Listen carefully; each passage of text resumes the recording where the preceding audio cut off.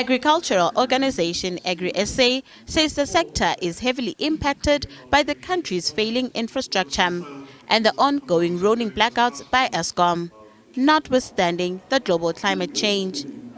The sector also notes with concern the current wage dispute at Transnet. The load shedding is really influencing us a lot. Farmers are struggling to irrigate in this hot and warm weather that we currently have. Farmers are struggling to irrigate their crops. The manufacturing processes are struggling to keep up. Normally they have 24-hour shifts. At this moment they can only manufacture about 16 to 18 hours depending on the load shedding stage. So that's really affecting that and that side. The infrastructure is a big problem. Harbours that's not running at capacity. The current strike is really a very negative thing for agriculture. The current amendments on the expropriation bill have added another layer of uncertainty in the sector. Government says it has been amending the expropriation bill. It says this is to include the public's interest as prescribed by the law.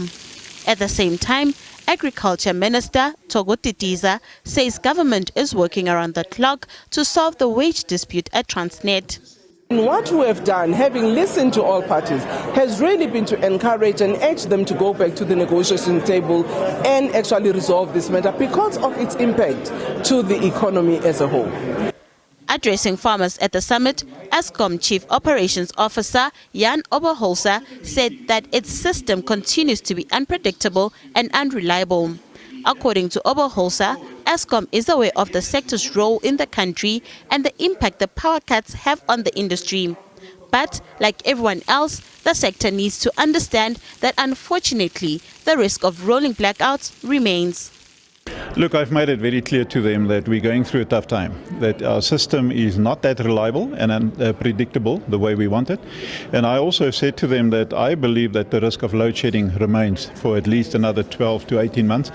At the same time, economists say the country's infrastructure backlog is affecting the sector's export potentials. The agricultural sector exports half of its produce annually. And last year, the sector's exports amounted to over $12 billion. The roads infrastructure, the railway line, and I think that there is starting to be a good and a constructive conversation between Transnet and the agricultural players. And there's all of the interface agreements that will be signed by us at Agbiz and the Transnet, which opens up a ways of engagement and possibly even the investments on ensuring that going forward. The agricultural sector is hit by multiple local and global challenges, such as the steep increases in input costs, challenges in logistics, foot and mouth disease, amongst others. However, the sector remains hopeful amid a slew of turbulences. Nothando Makutulela, SABC News, Johannesburg.